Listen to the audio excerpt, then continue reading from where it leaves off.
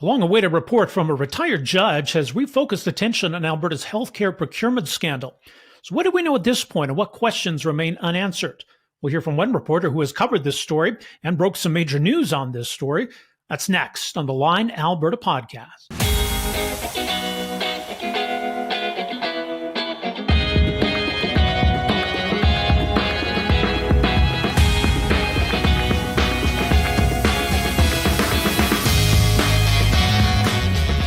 Hey folks, welcome to the Line Alberta Podcast. I'm your host, Rob Breakenridge. Great to have you along with us for this episode. This week, we'll take a closer look at the controversy surrounding procurement in Alberta's healthcare system, or the corrupt care scandal, as the opposition have called it. The story was thrust back into the spotlight last week with the release of a report conducted by a former Manitoba judge. Raymond Wyant was hired by the province to undertake an investigation of contracts for purchasing children's pain medication and for publicly funded surgeries at private clinics. We'll be joined shortly here by Carrie Tait, who's a reporter with the Globe and Mail. She's done some remarkable reporting on this story.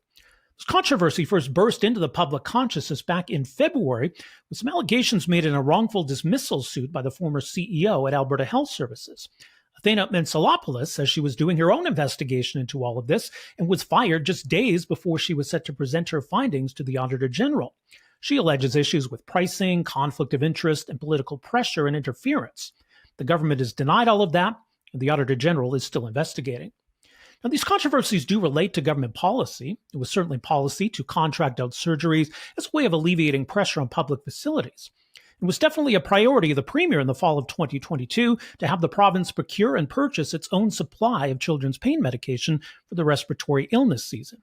Now, we've learned a lot about that purchase already. It ended up costing the province about $70 million, and most of that medication was never actually used. Still, though, this new report does raise some new and interesting questions about that deal. In fact, with regard to both the medication purchase and these clinic contracts, the judge finds there were conflicts of interest, and AHS did not follow its own policies. But Wyant also says he did not find any evidence of wrongdoing by any elected officials. Now, the Premier says she accepts the judge's findings and his recommendations. As far as she's concerned, this was an AHS problem, not a government problem. Well, that led to an interesting exchange Friday at Smith's press conference when Carrie Tait asked the Premier about the report and whether she accepts any responsibility for what happened. I have a question about the Wyant report this morning. It noted that you had received briefing notes advising against the original acetaminophen ibuprofen deal. There were problems with both the original contract and the subsequent acetaminophen IV deal. I'm wondering if you can explain to us what your government is doing now in the future to get the roughly $50 million that the Wyant report tagged as money that's outstanding. Well, I hope in your reporting you point out that it's AHS decision makers who have been responsible for the contract negotiations and will be responsible for any settlement, because the Wyant report made it very clear that there was no wrongdoing on the part of elected officials, any of their staff, or any of the public servants who were involved in this.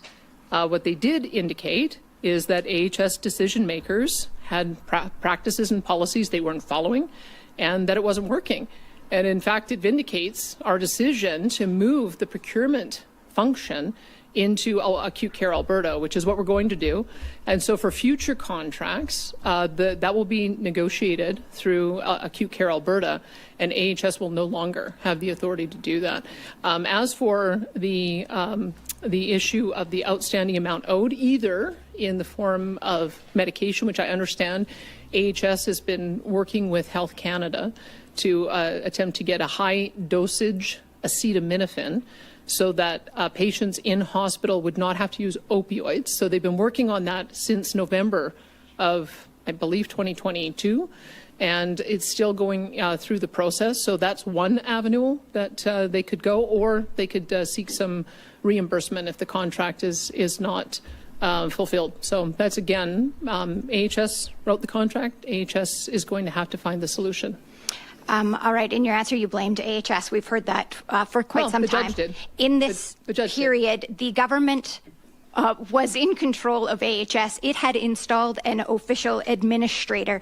You had signed off on the briefing note that indicated, go ahead and purchase this and a ministerial order was issued. Do you carry any responsibility for what has happened? Well, the judge says that it is perfectly legitimate for government officials to make policy decisions. And they also said it's not unusual for AHS to procure medications, that they do it all the time. They also noted that AHS has been signing charter surgical facility contracts going back to the 90s. So I would say that it's very clear from the report that that AHS decision makers did not follow their own policies. But Premier, do you carry any responsibility for what has happened? I think I'd encourage you. Do you carry any responsibility at all? I'd encourage you to read the report. I've read the report. I'm just wondering. If I may, you'll see that through much of this decision making, there was a former premier. There was a leadership contest, and there was a by-election campaign going on. So I would say that that is a pretty clear evidence that a lot of the problems with AHS decision-making were with AHS decision-makers and their staff. And I think that the judge's report makes that very, very clear when he indicates that no politician, their staff, or anyone working for the government of Alberta was responsible for any wrongdoing. Now, for their part, the NDP say this report only strengthens the case for a public inquiry. They said the judge had no power to force anyone to testify. And in fact, neither the premier nor any ministers agreed to be interviewed. Now, there was also a related controversy involving Edmonton Oilers playoff tickets that were gifted to cabinet ministers and some government officials by one of the companies at the center of this. And that was not something addressed in the report. This was NDP Deputy Leader Rocky Pancholi on Friday with their response to the release of this report. That report that was released today really shows what Albertans already knew, that AHS procurement policies were not followed and that there was a clear conflict of interest in the Turkish Tylenol and private contracted surgical facilities contracts. Albertans have known about this since former AHS CEO Athana Mentzelopoulos' allegations became public in February. But what the report does not answer is the question of who in the UCP directed or encouraged the conflict of interest and that those procurement policies shouldn't be followed. The report does not answer the question of why the former CEO of AHS and board of AHS were fired for investigating these same issues. The Premier's statements today about the Wyant report into the UCP's corrupt care scandal are simply not true. Today, she said the report found that she and her UCP ministers and staff acted appropriately. What the Premier is trying to suggest is that her government has been cleared of any wrongdoing, but this is simply not true. It is not what the report says at all. Judge Wyant himself concluded in the report that he cannot make that assessment because the Premier did not give him the authority to make that assessment. He couldn't require people to be interviewed by him. He couldn't require them to answer his questions if they did sit down with him, and he couldn't require that they give him the records he needed to see. The Premier says Judge Wyant's report clears her and her ministers, but not a single one of them, not one UCP elected official or their staff agreed to be interviewed by Judge Wyant. Repeatedly, the Premier and Justice Minister Mickey Amery stood in the legislature and said the UCP would fully cooperate with investigations. And yet not one of them sat down to be interviewed by Judge Wyant for the investigation that they appointed.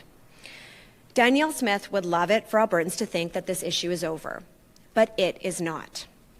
The one central question that has still not been answered and that the Premier has gone to great lengths to cover up is what role did she, her ministers, and her staff go to direct AHS or encourage AHS staff to disregard AHS procurement policies, act in a conflict of interest, and line the pockets of the UCP's friends? What role did they play? This is the heart of the corruption allegations against the UCP. And this report does not answer that question because the Premier never intended it to. And only a public inquiry will. So, as mentioned, Globe and Mail reporter Carrie Tait has followed this story very closely and has brought some important elements of this story to light. So here's my conversation with Globe and Mail reporter Carrie Tait. All right, well, joining us now for more on this scandal surrounding procurement at Alberta Health Services and what more we now know in the aftermath of this report last week from a retired Manitoba judge is someone who has done some incredible journalistic work on this story. Carrie Tait is a reporter in the Calgary Bureau of the Globe and Mail. Much more, of course, at theglobeandmail.com. Carrie, thank you so much for making some time for us here. Thanks for having me, Rob. I guess if you think back when you kind of first started covering this story, it's been a while since this has been percolating and it's emerged in different ways. Do you even remember at this point, I guess, your entry point into this? I do still think the entry point to this was ministers and members of government staff, political staffers going to hockey games in luxury box seats thanks to the owner of MH Care. Right. That was sort of the beginning, and it's been a really long process. That was in the 2024, the 2024 playoffs. Right. Yeah, so it goes back a while. It was interesting too. I mean, that's one aspect of that story that's had a lot of attention. And I guess we could get back into it at some point here. But we look at this report last week. That's a glaring absence, right? A glaring omission. Not that Judge Wyant ignored the issue. I mean, it sort of speaks to his limited scope. That wasn't really addressed there, was it? No, it wasn't addressed at all. And it's difficult to say whether what the judge is saying is, that was beyond his terms of reference, or if he didn't think that those were related. And I wouldn't want to guess which one he was playing on. But he did go to great lengths to point to his terms of reference, which were focused on whether contracts were executed properly. Right. It's interesting because this report looks at, we've got a couple of separate issues, right? We've got the Tylenol purchase, and that goes back to the fall of 2022 when, the Premier really wanted to show that they were getting on top of the situation with regard to, still the pandemic at the time. And then these surgical contracts and how those were being issued. But does it make sense to look at this as one big issue? And is that what this report kind of does? The report manages to do both. It breaks it out and looks at them individually, because one of the basic questions and that the retired judge could pursue was this done properly? Did they follow the procedures and the policies? And that's where you see he can very easily make yeses and nos. An example is in Tylenol, in the acetaminophen and the ibuprofen, they were very quick to say, and it's very clear to say, this didn't follow the procedure. It didn't, for example, go to market for bids. That's easy to determine. Where they overlap is when it comes to the people. The retired judge highlighted a number of former employees. Two sort of really stick out, and they have jumped out in our reporting as people who worked in the contracting departments and procurement and had relationships with MH Care and in different points in time with the surgical centers, or the main folks involved in the surgical centers. So they're both separate issues and overlapping. Right. On the Tylenol side of the acetaminophen, the ibuprofen, which was meant to be children's medication, again to deal with the respiratory illness season of 2022. So we have what was clearly a policy priority of the Smith government, that we were going to make sure that we were going to have shortages here. We were going to kind of maybe in a way make the federal government look bad, that we were going to handle this ourselves. But it was made pretty clear that this was a policy priority. Now we can get into how that was dealt with at AHS, but that was something that did come from the top, right? Absolutely. The Premier was briefed on it. The minister was briefed on it. And to make this happen, the government issued a ministerial order. AHS was directed to do this. The Premier argues that yes, they set the direction and it was up to AHS to execute the contract. One thing to really keep in mind is that the Premier and the government was informed of the risk. One of the big risks that the bureaucrats had identified was that there was a chance that Health Canada might not approve all of the importation, right, and that they could end up on the hook for a bunch of money. That's exactly what happened. But the government was aware of that. That was written in briefing notes. The Globe reported on it, and then that was reiterated in the Wyant report. Mm-hmm. So this was a $70 million contract, and one of the things the judge highlights is well, why was it that much? What were we paying? What were we paying for? And where was this money going? So that sort of speaks to now this company, MHCare, where they play a role in this. One individual in particular at one point seemed to be actually working for both AHS and MHCare, as we understand it. I wouldn't go as far to say he was working for them, but he did have an email address with MHCare while he was working at AHS. So what was the role then of MHCare then in this procurement? Well, this is actually, in this portion of the report, is one of the parts where Wyant really underlines all of the things that we don't know. Mm-hmm. The government went like, why did the government need, or Alberta need, an importer? What was the necessity there? He never felt like he got a clear answer on that. Why, at the time we were told there was a minimum order of 5 million bottles. The judge underlined that he could not find evidence to support that. He could not find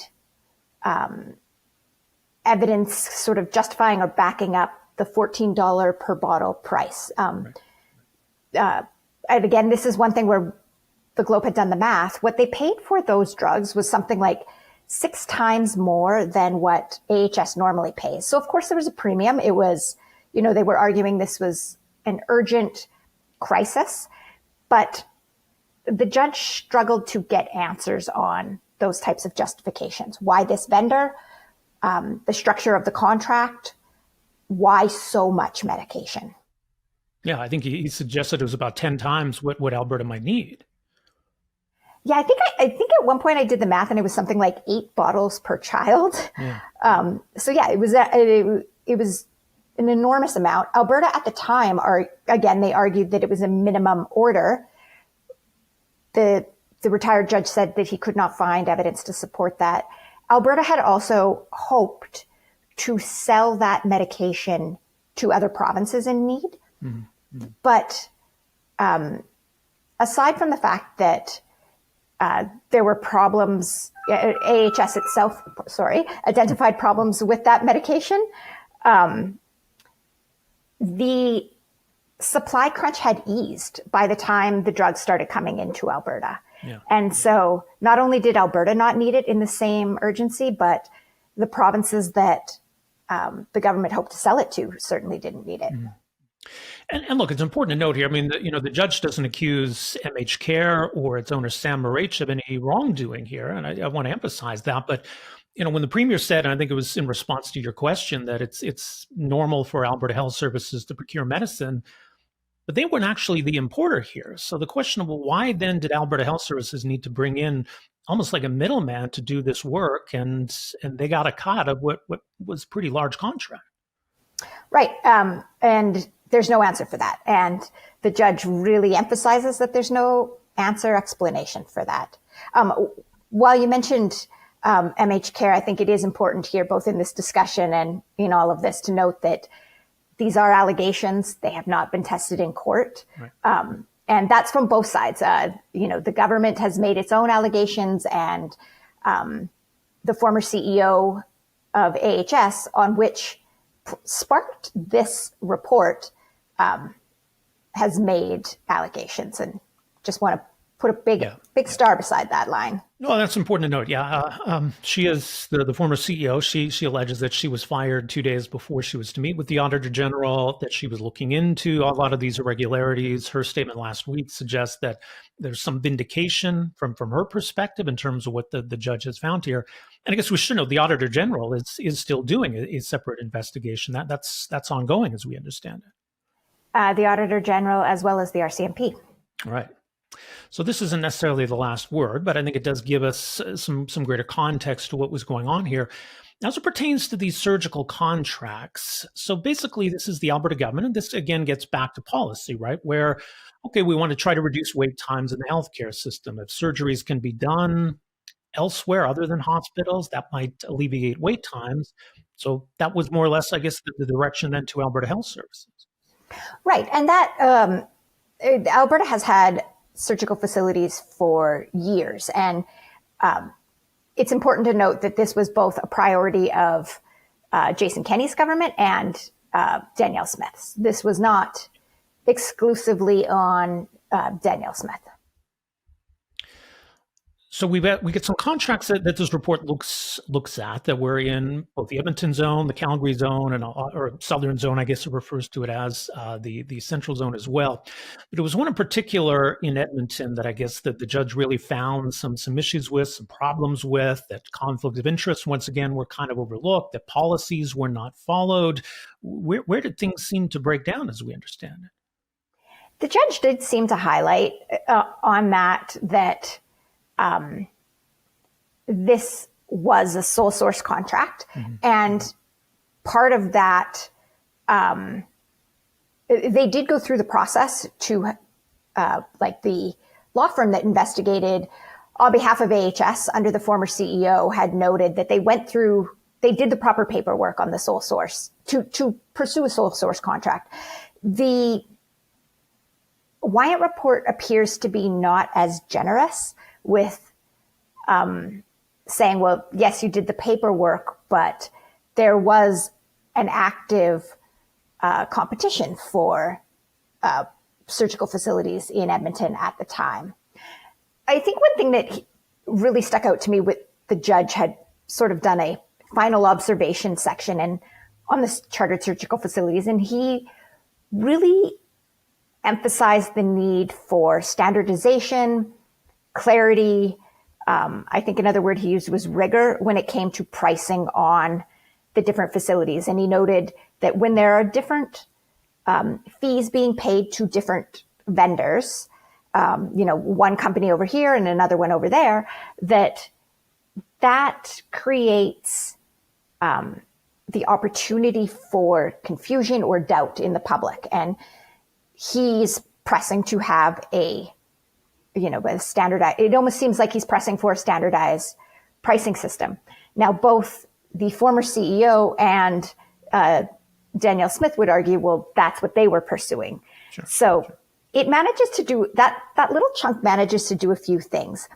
It highlights that, without saying it directly, that there was concern around the way that different vendors were being paid for their services at chartered surgical facilities.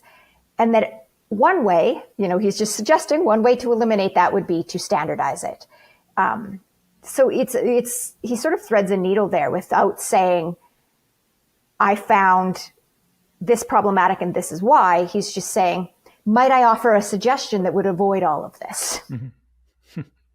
Right, which kind of gets to the heart of the matter, why this matters or why people care about this, that there's the potential for profit here. If the Alberta government's contracting of these services, and maybe there's a legitimate policy objective in doing so. And there's nothing wrong with profit. There's absolutely nothing wrong with profit. That's part of the point. It is how much that profit is, and does it vary from vendor to vendor, and why does it vary? Mm-hmm. Now, I should note, too, it wasn't specifically MH Care that was involved in these surgical contracts, but there was some overlap. I guess Alberta Surgical Group is the company that was involved in these contracts. There's some shared ownership there? Again, this is where there's multiple pieces of this moving around.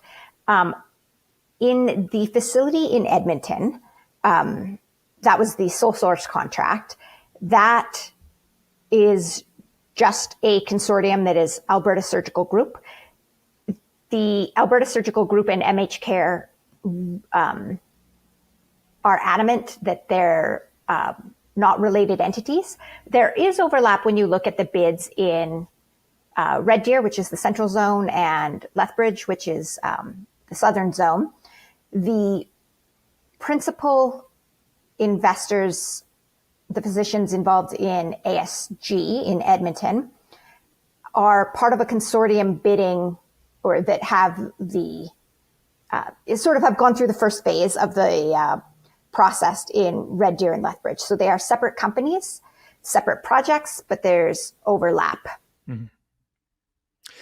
So you mentioned the hockey tickets aspect of the story, and I guess that speaks to, sure, any vendor or company working with government is going to want to stay on government's good books, build those relationships, and there are rules and parameters that guide that. In terms of beyond that, political connections or those sorts of things, I mean, what can we say about the relationship that exists as we know it? Sorry, which relationship? Between the government and some of the folks involved here, MHCare, Sam Marich in particular. One of the, some of that has been made public. Ministers have said on the record they went to hockey games. We know that the Justice Minister, Mickey Amery, when I was able to speak to him at a event in Red Deer, had confirmed to me that he is related to Mr. Marich through marriage and that, they're longtime friends. We know that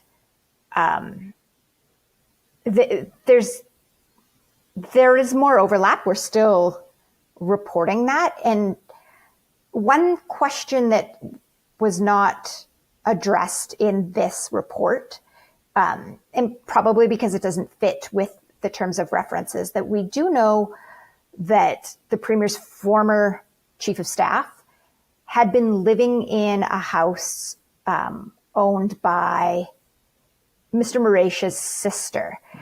And we don't know, he has not told us, nobody has told us what the rent was, or sort of if there was anything unusual about that. So I think there's still questions around that relationship.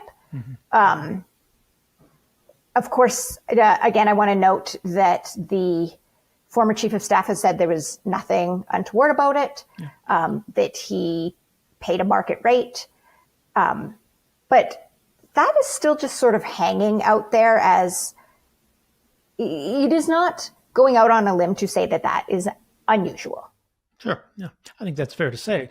And then, I mean, it gets into the question and why the opposition believes we need a public inquiry as to what role the government might have played here. If they're trying to, as some have alleged, help their friends sort of thing, that would be another level of political scandal here. Now, as far as Judge Wyant is concerned, he says there was no wrongdoing that he found on the part of any elected officials or their staff. And, you heard the Premier hold that up as some vindication. But I guess what is still outstanding around those questions? Because there were some limits to what Judge Wyant was able to do or what he was able to hear. Right. So he certainly said that in his report. And he also came with a big caveat that he did not have subpoena powers. He was not asking people questions under oath. He did not have that power. So he could not compel someone to speak with him. Yeah. He did find some information that he seemed to be not quite comfortable with. And it did exclude the sort of the political class. The Premier's explanation for that was he didn't find wrongdoing in the political class, therefore he didn't request interviews.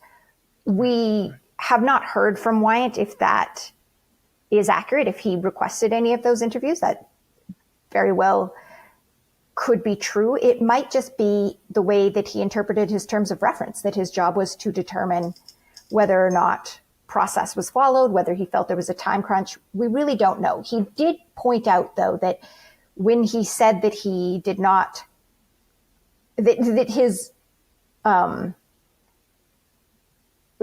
answers on those questions were not to be taken as the final word, just because he said that he didn't find evidence of interference doesn't mean that wasn't there. He sort of threaded a needle on that as well. Mm-hmm. I don't have his exact words quite right on that, but it was along those lines.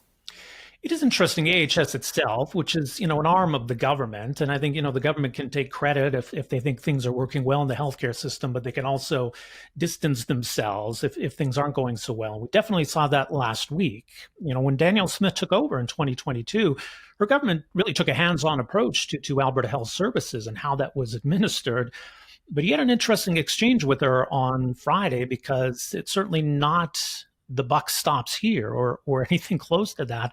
How did she respond when you asked about responsibility here? Right. I did press her on whether or not she feels that she bears any responsibility here. And that's a pretty standard question in something like this. She was very adamant that, the report says that the politicians and the staff were not to blame and that the errors were at AHS. Therefore, this supports her drive to reform AHS. This was AHS decision makers. The difficulty with that is that not only did Danielle Smith have a hands-on approach to AHS, but that shift has been happening for quite some time. I'm sure there was some of that under the NDP. I was not covering AHS as closely then. We did see it obviously during COVID. The Kenney government was very hands-on, very much in crisis mode. But when it comes to the issues that were under examination here, something like the deal for acetaminophen and ibuprofen, the reason that question is important is because the government was so closely involved in that decision-making. There were briefing notes to them warning them of the risk that Health Canada may not approve the full import, that this was priced quite high. Yeah. And they celebrated the announcement when they struck the deal, but now that it, there's been multiple problems, layers of problems with this, it's all AHS. So that's why I pressed on that question. And I think her answer is completely legitimate. She says it was AHS's decision makers, and that is how she feels. It may not be how other people, or if other people think that's appropriate. Right. And I think their version of the story is that the judge identified problems at AHS. He's made some recommendations. They're accepting those recommendations. End of story. I don't know that it is the end of the story. As you say, I think there are unanswered questions still from this report. There's still the Auditor General's report to come and a lot more details on this story that I think we're waiting for. So I don't know, where does this all go from here, do you think? Well, I don't think we're going to get the government answering questions voluntarily. We've obviously been pushing that for months, and the opposition has been pushing that for months. So I'm not expecting them to come out with answers. So I do think it's going to be a result of continued reporting to see what we see out of what the Auditor General produces, again, which the Auditor General has to work within the parameters of its legislation. It can't go meandering, making decisions where it has no right to weigh in, and how the RCMP approach it. It's very likely we will never know exactly what happened, but I do think more will be revealed. Well, much more in your reporting. Again, theglobeandmail.com. Carrie Tait, thank you so much for making some time for us here today. Really appreciate your perspective on this. Thanks for having me. Our thanks once again to Carrie Tait, Calgary-based reporter with the Globe and Mail, who, as mentioned, has done some remarkable work on this story.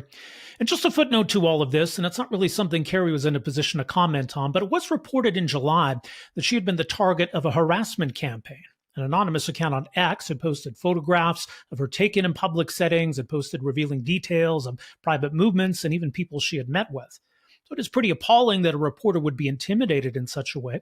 And in fairness, once this came to light, that harassment was widely condemned, including by the Premier. But it is another element of this whole story that we need more answers about. So the Auditor General will at some point present his findings on all of this, and we'll see if anything comes of the RCMP investigation. And certainly the pressure on the Alberta government to call a public inquiry isn't going to ease up anytime soon. So it's unlikely this Wyant report will be the final word on this matter, but we'll have to wait and see where this all goes from here. Don't forget to follow us and subscribe at alberta.readtheline.ca. We'll be back with another episode of the Line Alberta Podcast next Wednesday, October 29th. My name is Rob Breakenridge. Thanks for joining us here this week. We'll talk to you next Wednesday. Take care.